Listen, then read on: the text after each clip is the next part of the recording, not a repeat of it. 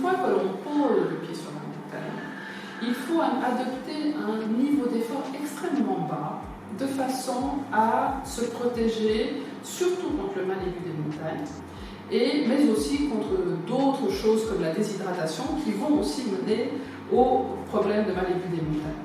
Ce qui veut dire que c'est toujours assez surprenant parce qu'on arrive en pleine forme et très excité sur un voyage comme ça, et une fois qu'on a commencé à marcher, on nous demande de marcher extrêmement lentement. C'est très troublant, mais c'est très juste parce que c'est grâce à ça qu'on arrive au bout de son trek ou au sommet de son sommet.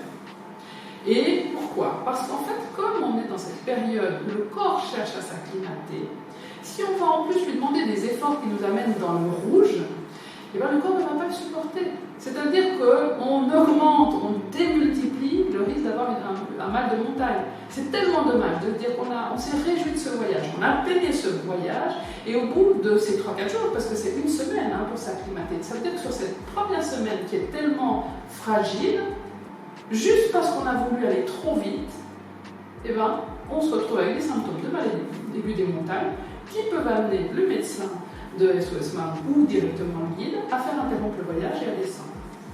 Donc, ça ne veut pas dire qu'on peut arriver absolument non entraîné à un voyage en altitude. Il ne faut pas confondre les choses. Ça veut dire que ce qu'il faut idéalement, c'est bien entraîner son endurance dans les mois qui précèdent un tel voyage et accepter le fait qu'une fois sur place, on marche lentement. Et c'est quoi lentement?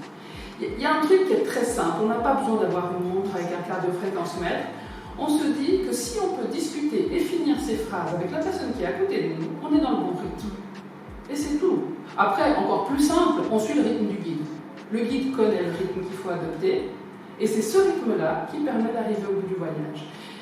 Et vous allez voir, c'est qu'au bout de quelques jours, on trouve qu'il est très bon ce rythme. C'est juste au début qu'on trouve qu'il est un petit peu lent, parce qu'après on commence à comprendre que ce rythme-là, il fait déjà qu'on peut discuter, ensuite qu'on transpire très peu, ensuite qu'on limite l'état de fatigue, et qui dit limiter l'état de fatigue, dit qu'on profite de son voyage.